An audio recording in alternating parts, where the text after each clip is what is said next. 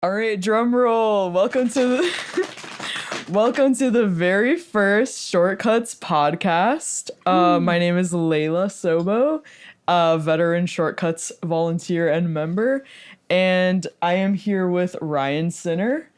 Say hi, Ryan. Hello. And I'm here also with John Tyler. Hello. And so, if you don't know what Shortcuts is, Shortcuts NYC is a filmmaking collective built around a simple idea: anyone can make a movie. We believe cost, connections, and experience should never stand between someone and the story they want to tell. Blah, blah, blah, blah, blah. Caleb provided a lot of text for us. But basically, we're a film club and we make movies and it's all free and you should come. Right, It's guys? It's a great community. It's Highly recommend.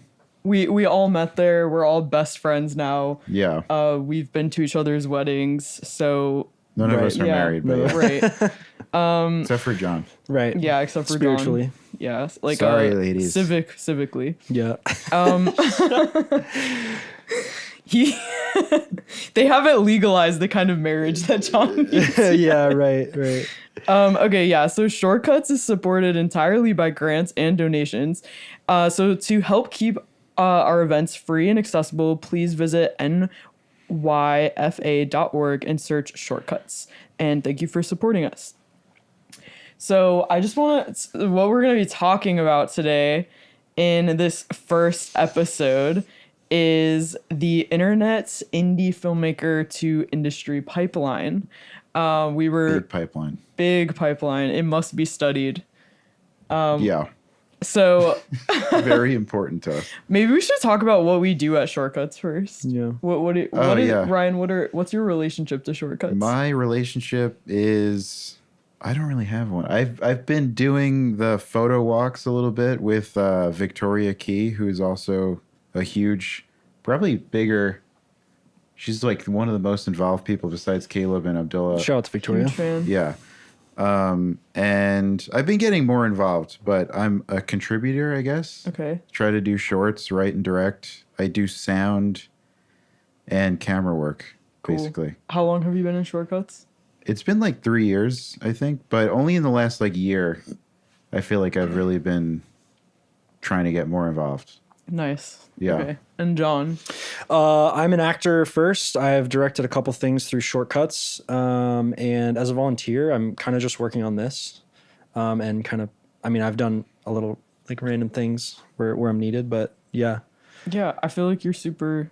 All of us are pretty much fixtures. What do you do? of Shortcuts. Yeah. What do you do? Well, I haven't been as active with making stuff or being on set for a while, but I have made, I think, like 5 or 6 written and directed short films for Shortcuts, and I have been a part of like way more projects in different ways, whether it's like designing a poster or like holding a mic or fire watching equipment or acting and stuff. Right.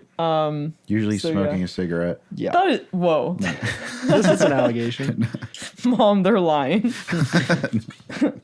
Okay, but yeah, so today we wanted to talk about kind of what's happening right now with like Kane Parsons and Curry Barker and how they're kind of taking box offices by storm, and just, it's relevant to us in Shortcuts because they started on the internet and like really posting stuff, and in a small way, very entrepreneurial, and they were able to kind of get big deals, get picked up by big distributors. Right. And so obviously at Shortcuts, we're working to get practice, but we also want to talk about like how we can also get that kind of exposure for ourselves. So we have a few questions for you guys. Let's go. Let's do it. So I was thinking a lot about how both Obsession and Backrooms are both in the horror categories. Right. And I'm just like, do you think that that's like a uniquely big genre for Gen Z right now? I don't know about Gen Z. I mean, I don't even know if I'm Gen Z. I'm a cusper. Look, I'm a cusper as well, but I'll take You're Gen Z. I'll take it. I like being, I don't know. I feel like it's not like particular. I feel like it's very particular to shorts like Curry Barker. I feel like he did a bunch of like it's like comedy or horror because they're like they're sort of like the easiest to like just get a punch out of. Like I feel like when you write a short that's just like fully serious drama, like it's kind of harder. It's not enough time to like really grab people's attention and like get a big payoff. So I feel like horror and comedy are sort of like lend themselves really well to shorts and like just grabbing people's attention and holding it. That's a great point. I feel like it's a. I mean, are you asking about like the broader like is Gen Z more into horror than other things? Yeah. Because I feel like there's been a lot of successful movies that weren't just horror, you know. But like I mean, Marty Supreme was like pretty huge. Yeah. Not horror, but I think like for like starting a career, it's like a great way to like, especially because you can do it cheaply, like comedy and horror, and it's I feel like it's a great way to like get in the door and to like get people's attention, especially when it's not like a big deal. It's just like you're putting it on YouTube. Yeah, it's very grabby for social media. Yeah, that's true. I think it's like it's easier to, I think like Ryan said, like get a quick connection with the audience, whereas like if you have the time of a feature, you can sort of like spend longer like building out characters and like connections and stuff, and everyone kind of knows what they're signing up for with like a comedy or a horror. Okay. Totally. I just thought that was kind of interesting. Just trying to keep up with the teens. Yeah, right. So what do you think that like, I mean, obviously there have been like pretty big studio films like the past year, like Sinners and like One Battle After Another, like just the usual. But do you think that like what's happening with like internet native filmmakers, that they're doing something creatively that's working that like in a large way studios are sort of failing at right now? Sorry, go.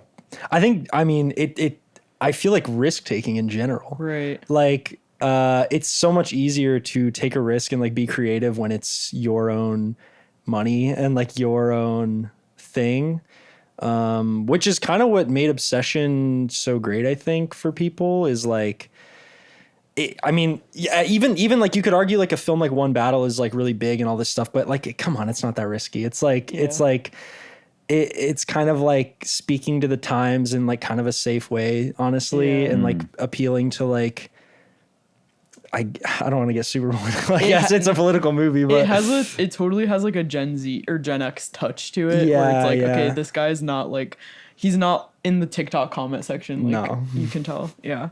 I think that's a great point about like the risk taking, because it's like I do think like the industry, like even when you just go to the theater and watch trailers of like what's coming out, it can just feel so formulaic to the point where like you'll see like 2 movies in any sitting that are coming out where they have like similar plots or like there's a similar premise. So it does feel like it sort of pumps out like a lot of the same stuff that's not super exciting. Totally. Right. Yeah, I feel like with the internet, it's like like the iteration cycle is like a lot quicker. Like they get feedback. Like one of the articles we were looking at was like the audience becomes like a collaborator more, I feel like, and there's like more of a dialogue with the creator and the audience.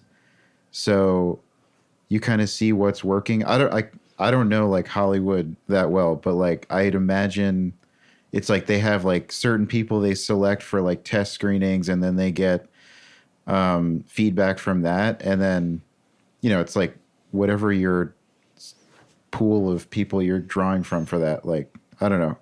But with the internet, it's like everyone can see it. It's like hugely accessible. That's an interesting point too, that like I feel like it's like requiring that Hollywood competes with it. Like it's the fact that you can make a film for so cheaply and put it out. It's like, they say like democratized or whatever filmmaking is, like you have someone like Curry Barker come out, and I mean like literally everybody I know now, this is not an exaggeration, everybody's like, oh, I gotta make a web series, I gotta do this, because it's like that's how they're gonna start looking for filmmakers.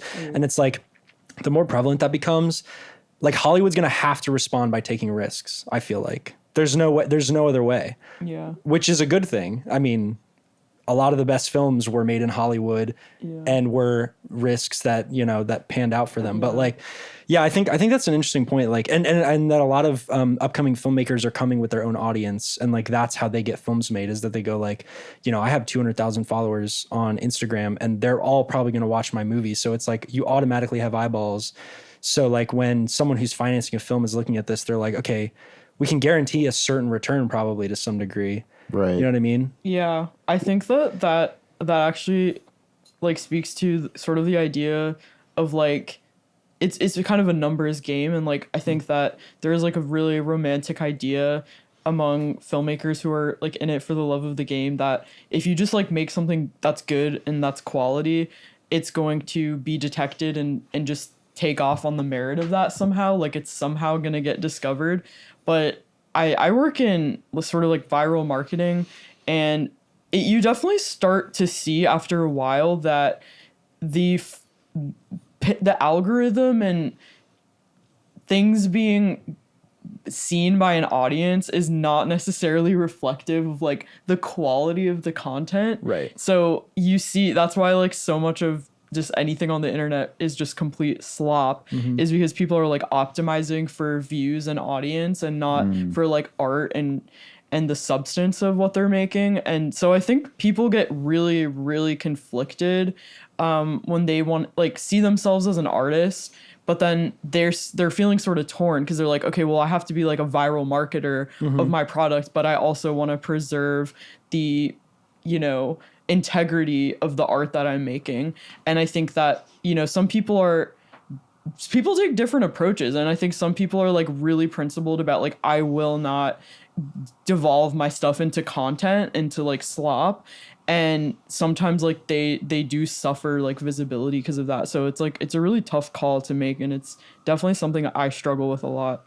Right. And I feel like that like dichotomy between like business and the art part, I mean, it's been in Hollywood forever. So it's like, yeah, you need to get like sell tickets. And like a lot of times like the biggest blockbuster things are like not like high art or whatever. Like, so I feel like it's not necessarily unique to YouTube, but I guess like with YouTube, it's like, or TikTok or Instagram or whatever, it's like the format it's like way more obvious, like how it's just like someone looking at a screen, like doing literally anything to get attention. And then versus like in Hollywood, like a shitty blockbuster movie at least has to have some form of like technique to it. But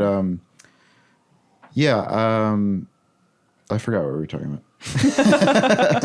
Something tells me that's going to Yeah. happen. Yeah, no, I think it's just like, you know, like it's kind of something that I've been thinking about a lot myself, where, you know, for a long time I was like pretty principled about like, I don't want to be a content creator, even though like I clearly work in that industry and I do it for brands and I like know how to go viral. And every time that I've like minorly attempted to like do that, I've been successful, and I have just like really divested from it. And I'm just like, you know, I don't want to be a product. I don't want to be content. And I think that like I am sort of leaning in more and realizing like, I don't think that I can do that and have the things that I want to do and have the audience that I want, and then be able to make the stuff that I want.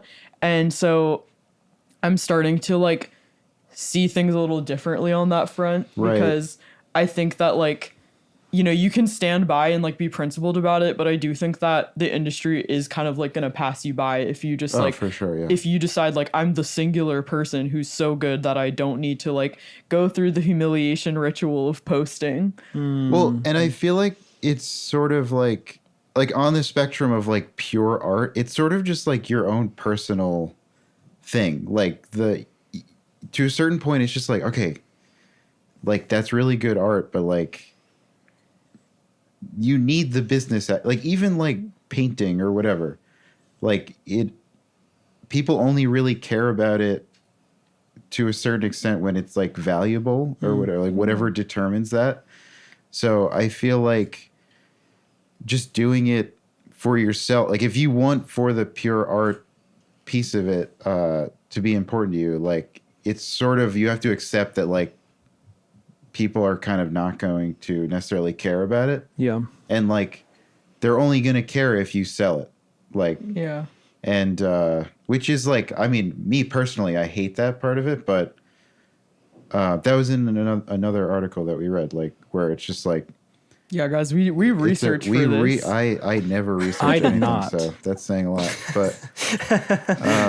But it is like, yeah, it's just a reality of the way the business works because it costs so much to make movies, especially. Yeah. Like, you need to justify that cost in some way. Like, Yeah, I think like from an entrepreneurial perspective too, like they talk a lot about the principle of like minimum viable product. So instead of like blasting all of your resources into like some high risk like one time project, you're more productive and it would be a better use of your time to sort of like take the concept and use organic free social to like sort of do a proof of concept and Right. see if that like substance is resonating.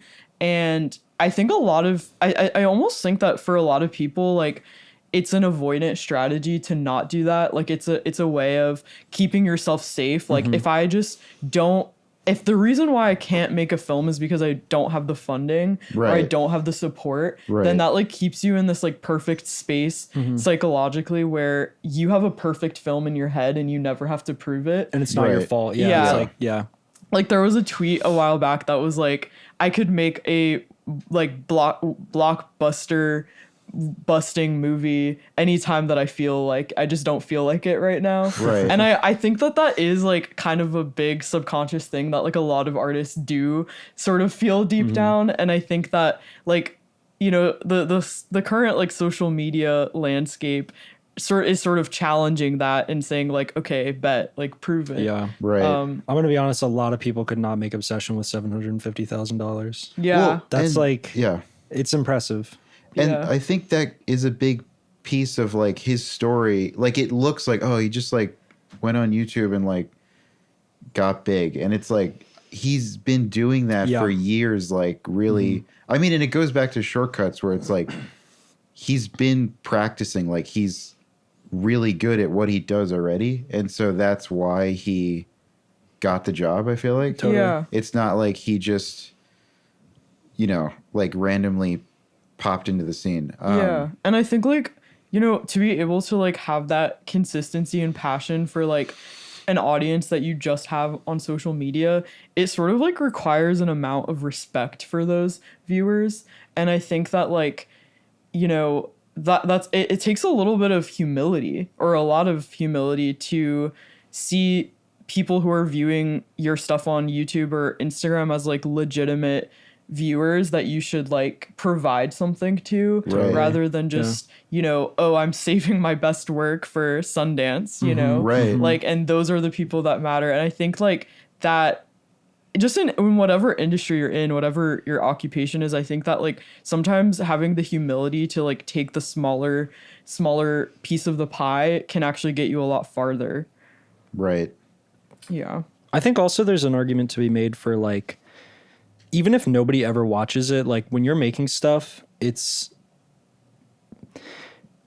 for some reason in film, it's like we value the amount of people that have seen it as like the value of the art. And I get because it's like such a business that it's like, you know, you're not making money, you're spending a lot more money, but it's like building a body of work is like, it's a beautiful thing. And like, you should just do it anyway. You know what I mean? Right. Yeah. And like maybe like if you're like a director and you're making films and you're making like these little zero budget films on YouTube and nobody's ever watching them, like you kind of never know when that might come in handy. Like you could find work elsewhere, you know, like you could find work as a DP or as like, I don't know, in some other capacity.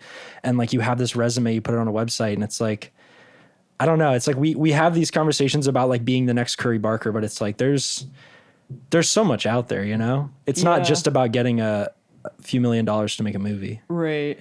Right. I'm yeah. thinking about the Subway Takes guy because I feel like he, Oh yeah.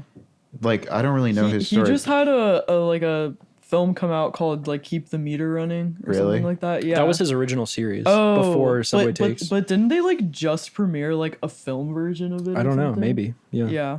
I don't know. There was like something happened for it at the Metrograph. Is that what he did before Subway Takes? I think it was before Subway Takes. Yeah. But yeah, he's like known, like he tried like a million things, Yeah. I feel like, and then eventually Totally. you just find. I think that's the other thing is like the like finding your voice thing. You have to like create and fail a lot. Yeah. Like Yeah. I've always had it in my head of like you just sort of think about it enough and then you find it, but like I feel like you really need to like just shoot your shot like Yes. with whatever you have, and then like you're gonna find things that you don't like about what you did, and that's the part Totally. that's like really important. Yeah. I have been thinking a lot about this because I'm kind of in my like putting myself out there, doing humiliation rituals era right now. With Exhibit A. like improv comedy, like started doing a podcast, like yeah. So Yeah, you I should actually plug that. You should plug the show later. yeah, I saw Oh, when is it? my improv show is tonight at 7 p.m. Oh, it's tonight? Ooh. Oh, Where shit. is it? Okay. It's at Brooklyn Comedy Collective. So everybody who's Alright. watching this, Yeah, who's it's gonna be watching too this late. won't go for a week from now? Yeah. Just close your eyes and imagine what it was like. Yeah. It was really funny. It was gonna blow really up, good. though, She's gonna next week, bomb. so. I was actually scouted at that event. Really? Wow. But yeah, I think a lot about one time I saw Celine Song do a talk at like a event at Columbia, and she said this thing that really, really stuck with me. And she was like, if you want to get better at your craft, you need to share your work without any qualifying statements. Like you can't, like, without saying, oh, it's not ready, I ran out of time, it's not that good, without any qualifying statements, and then just get the raw reaction from the audience, and you have to be able to like withstand that pain of like whatever that outcome is, because that's what's going to give you the feedback that you need. And it's going to like, it's essentially the same advice as like kill your darlings. You need to kill the things that are like precious to you, because those things that like you love but they don't work, they don't connect, they're like keeping you stuck. What do you do when people say they loved it and you know they're lying? How do you handle that? That's a good point. What do you mean? I don't understand. Because nobody's lying when they say that to you. Right. Okay. They mean it 100%. That's a good thing. I mean, I know like at the very beginning of Shortcuts there was a more like actual critiquing era because they had more time. Yeah. And I think some people have said that they actually like found that helpful. And I think that like right now I'm very like pro getting rejected. Yeah. Like I think like having negative feedback is sometimes like one of the most painful gifts. I feel like and- positive feedback is not that helpful. Like it's Yeah. nice to hear, but it's like, especially when it's the thing that you liked the most or something, it's like, okay, yeah, I kind of knew that was going to hit. Well, you know what I mean? sometimes it's And the then- thing that you didn't like the Yeah, most. though, totally, And it's yeah, like yeah. it's like useful information. That, I guess so. Yeah, no, Yeah. You're right. Well, I feel like it's a balance though, because Shortcuts especially is like a lot of people. It's like their very first like Yeah. foray into filmmaking. So it's Yeah. like, I mean, I know for me personally, like just being able to go up there and like people be like, great job. Yeah. Like that help. I don't know. That Yeah. helps like in Yeah. the beginning. But I think once you get to a certain point, yeah, I agree, where it's like if you're sort of just like in an echo chamber, like you're not really growing much. Yeah, I think that, you know, Shortcuts is like such a supportive environment where like I remember the first time I ever showed a film at Shortcuts just being like so surprised by how kind everyone was and how much I really felt like they had seen me and like noticed me as a person. And I will say that really was encouraging, and it made me feel safe enough to share. Definitely. And I think that was like a really big obstacle at first, was just feeling like I couldn't find a safe space to like Totally. be myself. So I think there is like a ton of merit to going to an environment where you know that people, even if there's like maybe secretly things that they don't like about your work, they're looking to find the thing that they do like and let Oh, you yeah. know, Right. and like give you that positive That's huge. reinforcement. Have you guys ever asked for like really honest negative feedback and like gotten it? I've gotten negative feedback unsolicited. I but- only give him negative feedback. What was it? If you don't mind sharing. I think on one of them I mean, it wasn't negative, but it was just like, oh yeah, like the lighting was like everything in that, which I didn't actually do in the film. So it was like, basically like your film is worthless except for the one part you didn't do. Yeah. I've definitely like asked for feedback though at Shortcuts, and it's like people are willing to be honest. Because like, do you remember any of it? I remember the first film I made. Someone saying like, "Oh, people don't really talk like that" with my like dialogue or whatever. And Was that like, the one in the park? Yeah, and I was like, "Cool." Like I heard it, but I was like, I know. It's like every movie. Like, yeah, but I just like I kind of still liked the way I wrote it. You know what I mean? Yeah. Which is also valuable because it's like not everyone's gonna like it, but it doesn't necessarily mean it's bad. You know? Yeah, Right. that's another like that's such a great point too, because it's like if I literally just open up Letterboxd right now, I can see like everyone gassing up films that I didn't like at all, and so it's or like a film that meant so much to me that like made me cry and I love it so much. Other people just didn't think much of it, and so it's like even if you in theory made your perfect film that's like your perfect vision, there's still gonna be people that just don't align with your taste, and I think that that's like something to remember, that it's not like there's no correct way necessarily to make a film. Totally. Right. Yeah, I feel like there's something like Tarkovsky. I feel like I quote it like all the time, but it's like the only way to do that is to just make something that says everything at once, and like you'll never be able to. Anytime you assume any sort of position, like you are automatically going to have people Disagree. that don't like you, or don't like. Yeah, for Yeah. sure. Yeah, it's like literally having any perspective comes at the cost of like upsetting someone or someone not liking it, and that's kind of just like your options in life are like either you expose yourself to like feedback that you don't like, or you just remain without growth, and you just like don't really have the courage to like show up as your realist self. I think there's also Jim Jarmusch said something similar where he's like, if everyone likes my movie, I've completely failed. Something like that. That's awesome. Yeah. I like that. That's a good quote.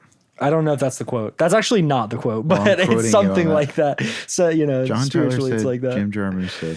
Yeah, fuck. It's over. So I was gonna ask, would you rather have a film that's well loved or one that sells? But I feel like I feel like I know the answer. What's the answer? Sells. One that sells. I want money.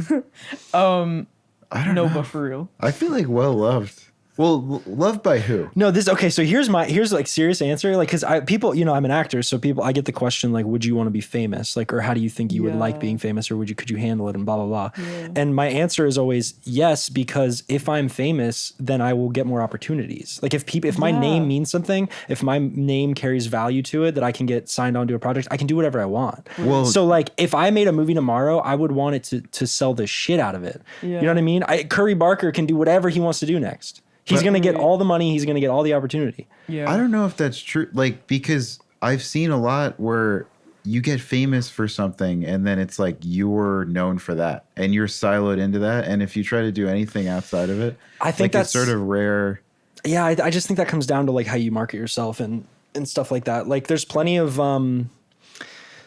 examples of people who have like Robert Pattinson, dude. Like he was Twilight. Right. That was out, like yeah. you thought, okay, Robert Pattinson is going to be a fucking vampire forever. Yeah. And what did he do? He went dark for a bit and he fucking came out as Good Time or whatever. What was his Yeah. next thing? It was Yeah. like, That's and he's true. like, I'm not doing that. He's like, he wants to do what he wants He's to like do. our And so he starts edgy- doing, and yeah. Definitely gives you a bargaining chip for sure. Yeah. So it's like, and dude, Matthew McConaughey, I saw an interview with him recently where he talked about that, where like he was like the rom-com guy Yeah. for like so long. He was great at it. I don't believe in that. I think it's like, I mean, obviously it is true. Like there's a reality in which, Matthew McConaughey never got cast again because he didn't get the right role and he didn't want to do rom-coms. What brought him out of it? Do you know? Was it Dallas Buyers Club? Or I think it was like Interstellar? Mud.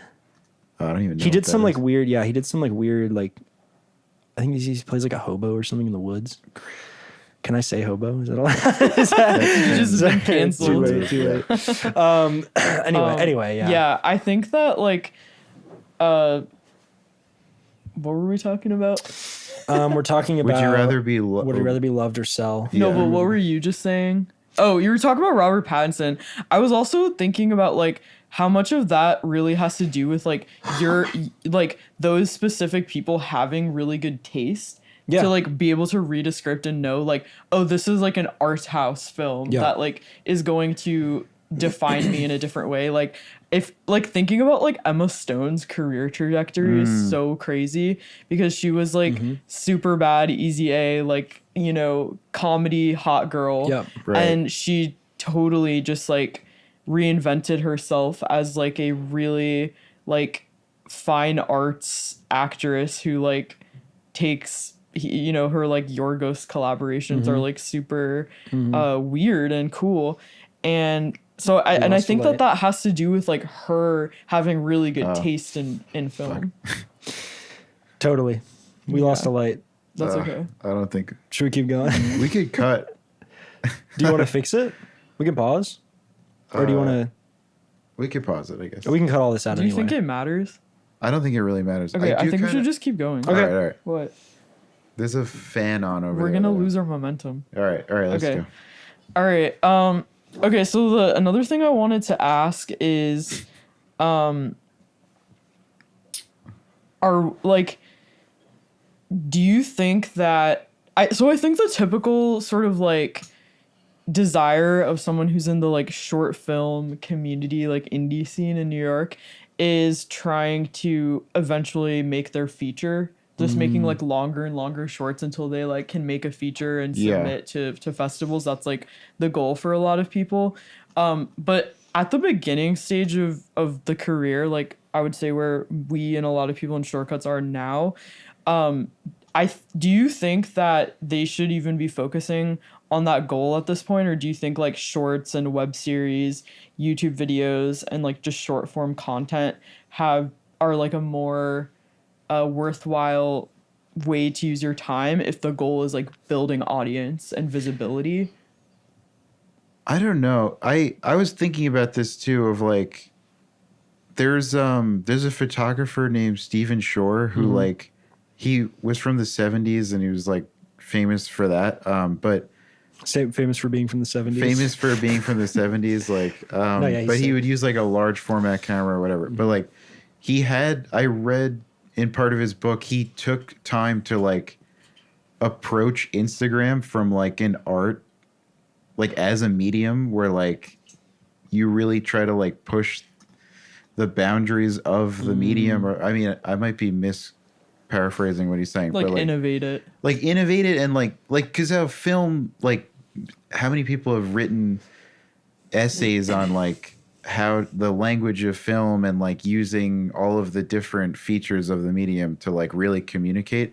And I feel like I don't know of like someone who's done that really with like a short or like a reel or YouTube in a way that's like high art or whatever. So I'd be interested to see that, and I feel like that would be like a worthwhile thing. But well, I guess like what I think it means more isn't necessarily like putting a vertical video edit of your like short film on the social media sites. I think it's more like when I think about like my comedian friends, you know, their sort of daily churn is like doing short videos that are comedic, and they exist within that world of social media. Do those people want to be professional social media bros for the rest of their life? Like, I don't think that's the goal at all. Right. Like, if anything, all of them have a pilot written, all of them have a web series, all of them have like a packet that they want to submit to SNL. I think the thing is like, I really feel like the value of making things for no money and making no money from them, posting them online, is that it's like we were talking about, it's like the feedback and it's the opportunity to practice skill sets, especially when you're a filmmaker. There's so many facets of making a film that it's like, the more repetitions you can get, like you can like, man, there are people in shortcuts who have gotten 10x a film school education by just grinding out films, like Abdullah. Right. Like he's made fucking 20 film. How many films has he Yeah. made? Lost And count. like every time he makes a film, like every time I've made a film with him, he's like, this is what I'm working on when I'm making this film. He's trying to get better at one thing. And it's Yeah. like, you do that enough times, it's like, who's coming out of film school with a better education than that? Yeah. It's like literally not so I don't know. I think your goal, it's hard to have a goal that you can't control. So if you're like, if you're like, I'm going to do this so that I can be the next Curry Barker, it's like, that's not really a goal. It's not He's like an anomaly. He's like truly an Yeah. anomaly. It's like, like the SMART goals concept. No. Like, it's like they have to be specific, measurable, achievable. I think that I sort of agree with like the point that you're what You're like talking out here. Go ahead. was I? Yeah. It was over here. No way. Sorry, go. Just keep going. But So yeah, I SMART know. goals. I think that it's important to have like measurable, like actionable goals. Like you can't. A goal cannot be I am going to go viral this month. Like Right, a goal can right. be I'm gonna post 10 times this month. Right. And I think that honestly my being a part of like the sort of adjacent to the comedian community has honestly been like a total master class in using social media to get those repetitions in. And like every time that they post, they're getting like instant feedback of, okay, this just like flopped, or this is like really resonating. And even like I've been in a couple of them, and I see that from the comments you get these like general data points and trends from what people are saying. And when you can understand why people are resonating with a Right. joke or like a post, it helps you to determine the next course of action. It's like, oh, you guys like this carousel video because you also have a mom who tells you bad news Right. at the worst time, and that's why it's like getting the Right. likes and stuff. And so I know to sit down and think like, okay, what is something that is really true to me but can be universal to other people? And I think that's I honestly really I'm learning a lot from them at the strategy that they have. That's awesome. Yeah, I mean, I can't imagine like as a sketch comedian, like you used to have to. I mean, you'd have to do with like what Caleb's doing with shout out to Sorry We're Here Comedy on Instagram, but like doing shows and like that's how you would get feedback. But now it's like you can literally make sketches every single day. That's kind of crazy. Yeah. I mean, and it's like even that what's Yeah. the name of the woman? Getting deep here. Veronica? Is it Veronica? Slowikoska? Yeah. Yeah, And she like, just got SNL. She just got SNL, and she was just shit. making these like silly at home videos. She still and- does while being on SNL. Isn't that Right. crazy? They're so good. I She's love a grinder. her. Yeah. I think that's another like great example though of like she's proving out that she has like, at least one character that she can bring to the table. And I know like that's what SNL looks for, is like strong characters that people have been working on for like years. Right. And so like I think also, something that I think about a lot is like if you were to just like give up right now, if you were like, all right, like I give up on I'm close. on the industry, like I give up on trying to make it or whatever, like bit larger goals, I feel like for me the thing that I would do the very next day would just keep making the stuff but without the expectation. Right. So it's like, why don't I just do that now? Yeah.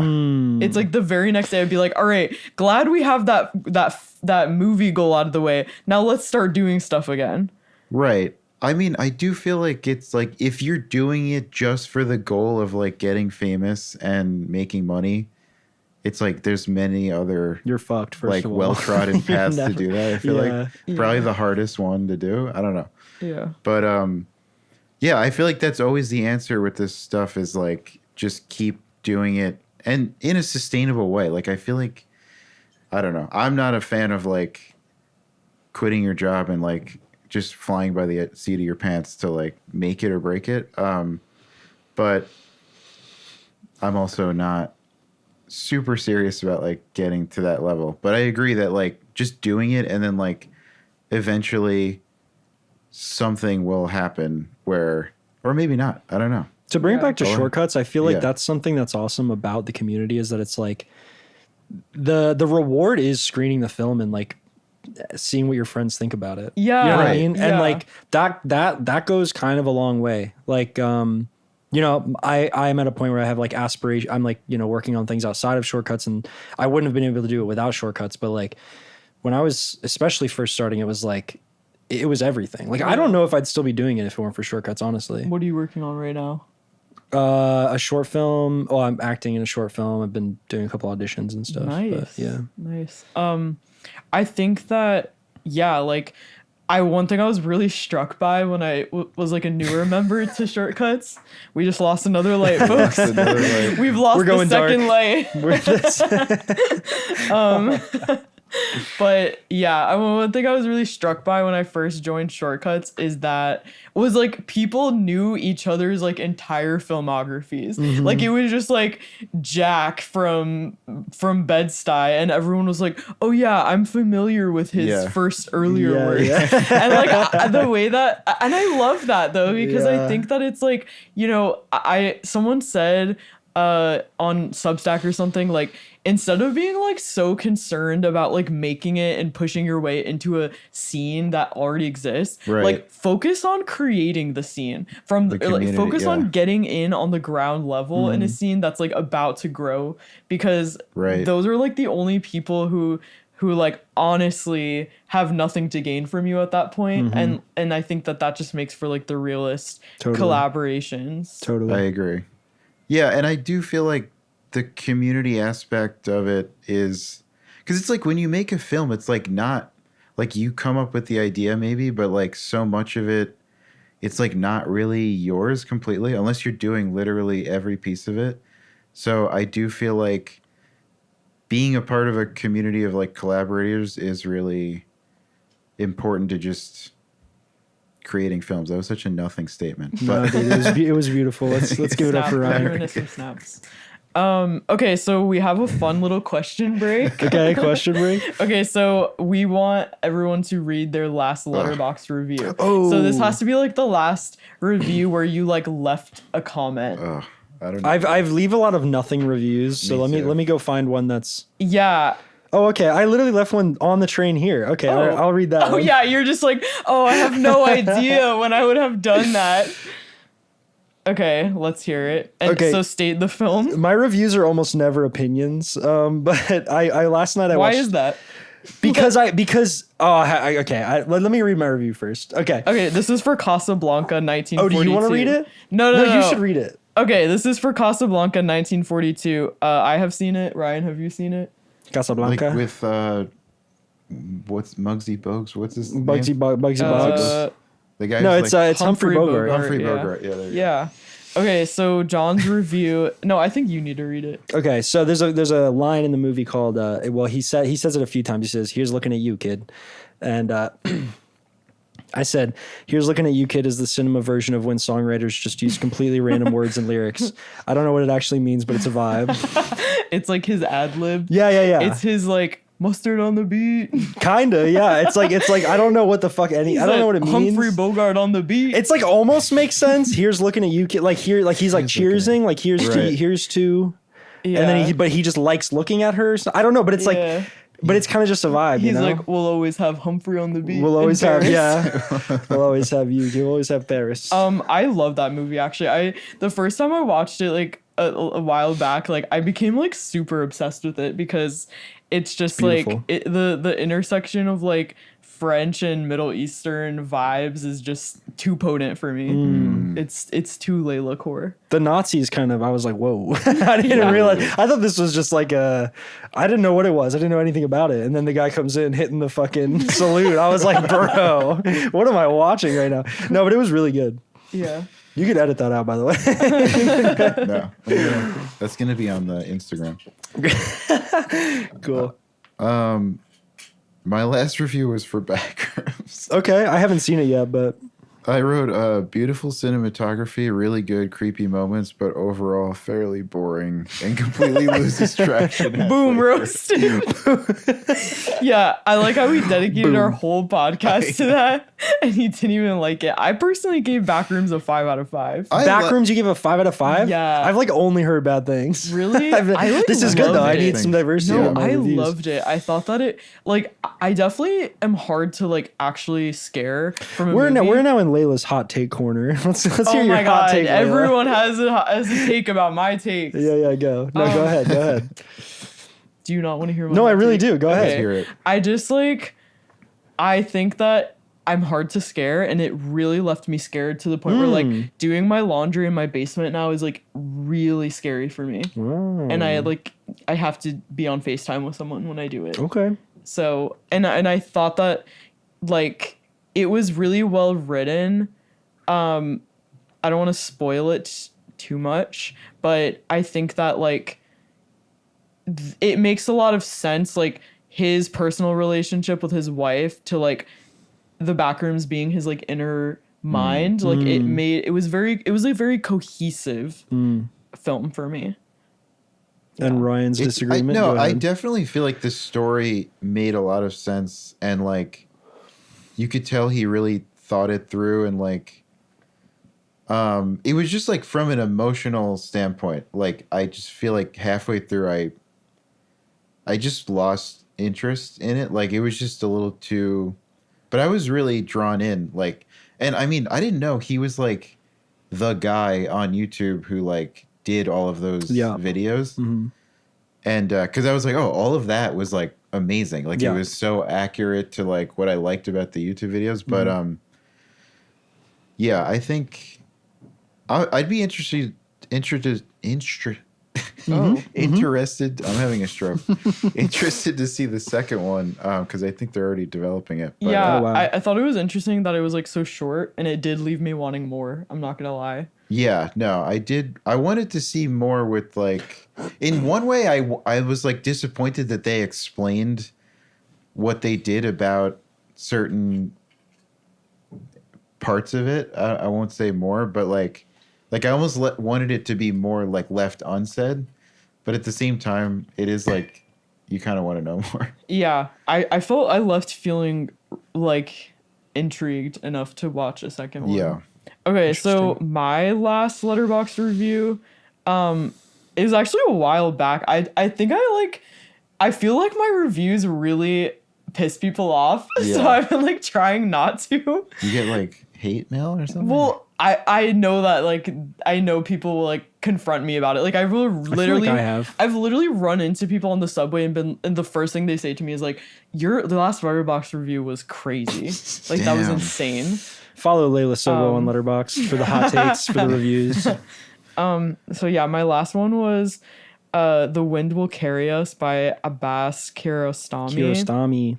And can you give us a little synopsis? Read the logline or whatever. Yeah. It's a 1999 film. Irreverent city engineer Behzad comes to a rural Kurdish village in Iran to keep vigil for a dying relative.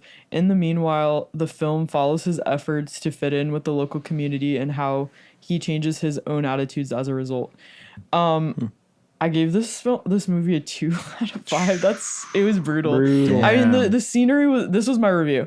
Beautiful scenery doesn't make it profound or mean anything at all, really. How did you feel about Taste of Cherry? I love that movie. Okay. I love that movie, and I know what is it? Close Up. I just watched that recently. That's supposed to be a great movie that I really want to see, and I'm sure it's great. I just think this one in particular just didn't feel like it had much to say.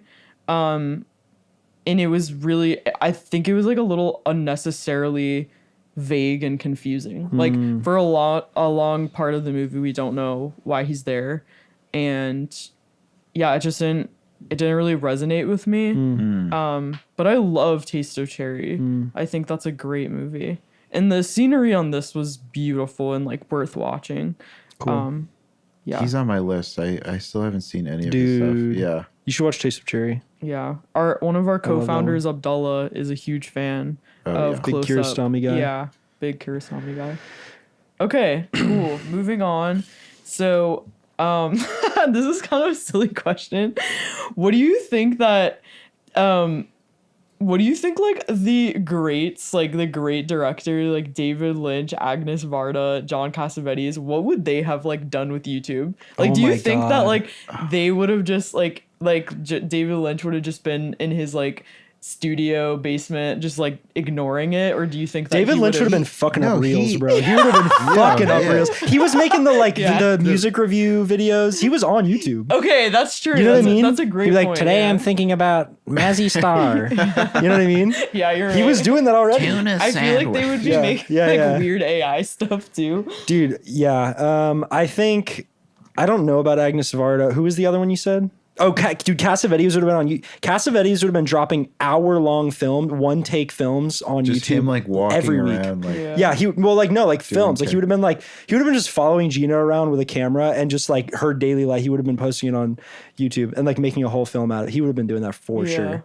No, I think that it's like interesting to think about because I think like in some ways our minds are like used to putting those people on a pedestal as like being above all of that, and we're just like these like lowly Gen Zers that like have to use social media to promote ourselves.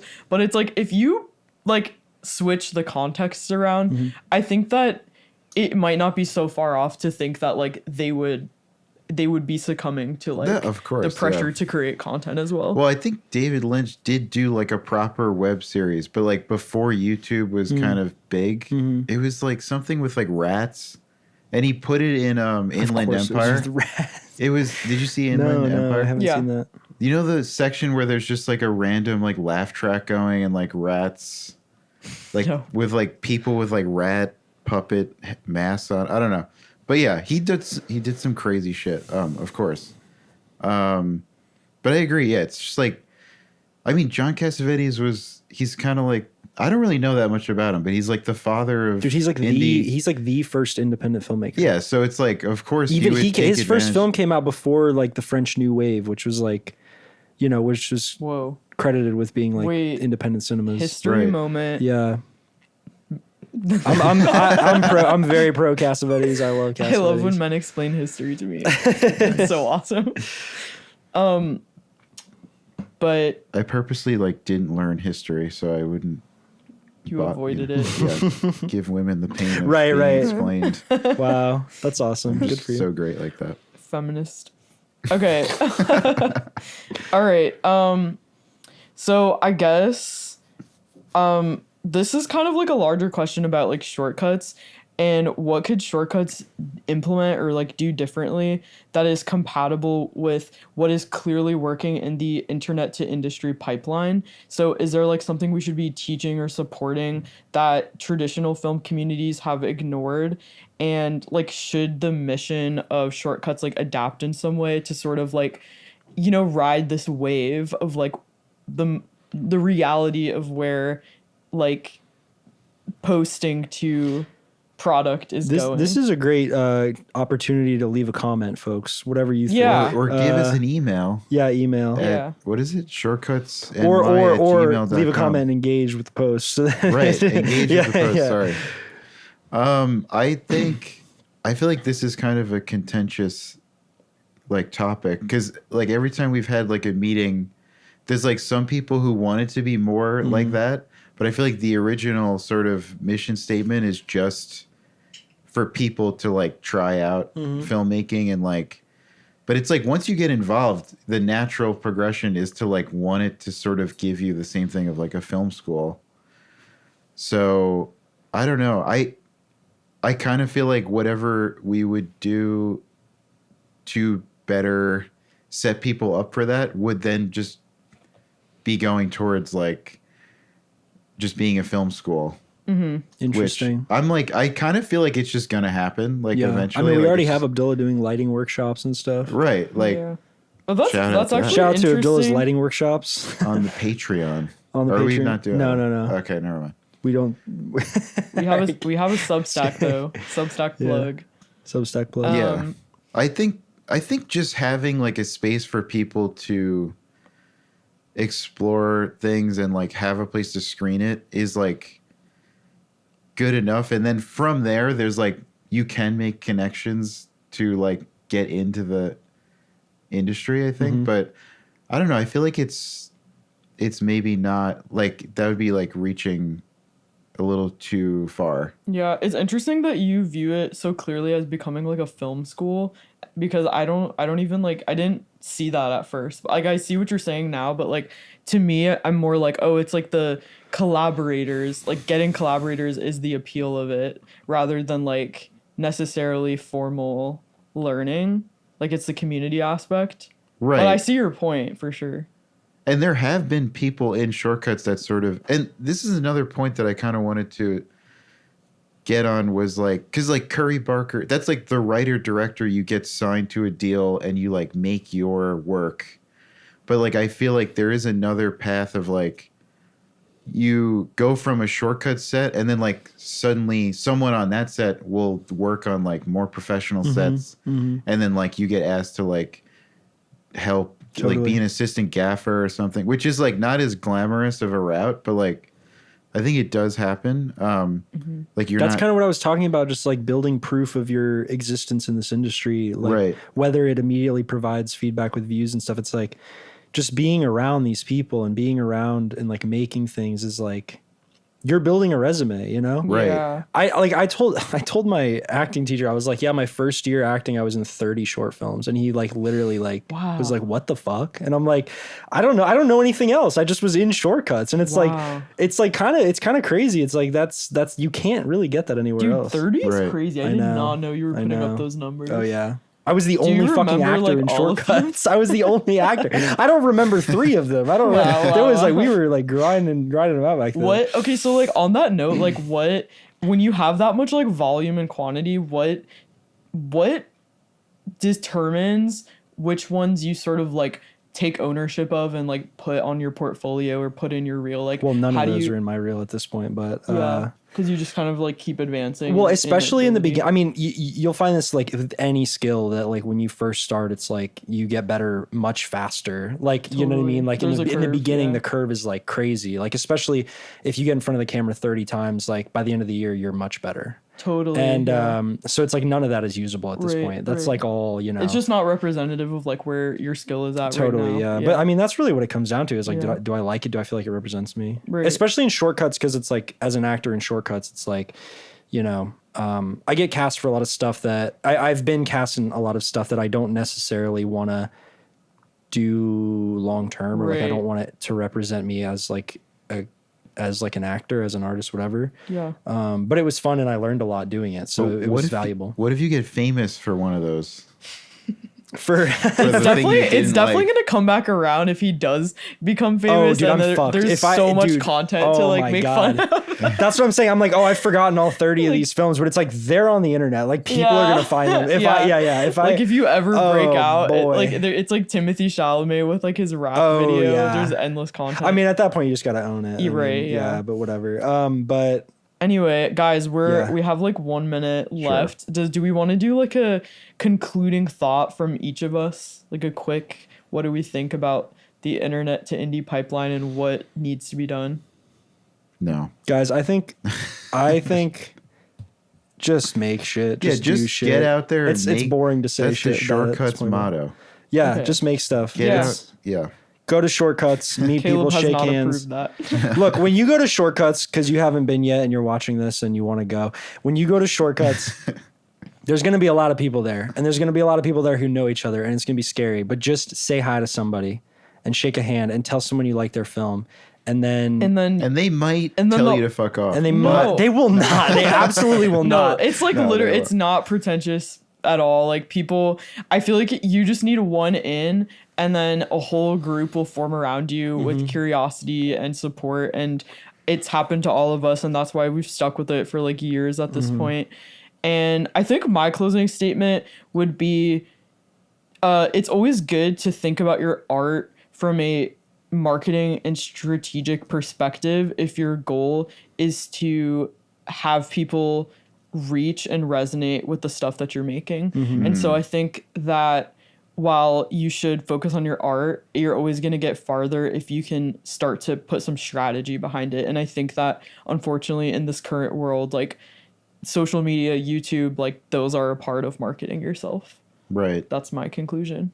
Do I go? Yeah, you go. I feel like, just keep making, like, because that's my biggest problem. Is like get into the perfectionist thing, and like that's why I like shortcuts of just like don't be precious with it, just do it, and like make some shit, make some like grade A shitty Like my films, movies. like John's movies, Like John's. and just like and just stew in that, and like you will come out better for it, I think. Yeah. So Yeah, I definitely check out Shortcuts, and that's the place to sort of like get the ball rolling. What's the Instagram? If you have a dream? Meetup.com. I think Shortcuts NY. Shortcuts NYC. Yeah, you can always email us at shortcutsnewyork@gmail.com if Shortcuts NY. you need any help or you want more information. We do have an Instagram, Shortcuts NYC, and yeah, I think that's all for our first podcast. Let us know if you liked this, if you want more in the future, or if you hated it and you Right. want a different guest besides John. Like we've been talking about, your feedback helps us get better. Just like Right. you getting feedback for your films and your work will make you get better. So that's Right. we're putting ourselves forward first, being vulnerable, taking a shot. We put ourselves out there for That's you. what I mean. Yeah. Yes. So have some respect. All right. Yeah. All right. Okay. Should we? Signing off. Thanks, guys. Okay. Bye. All right, bye. Bye. Okay. I think that went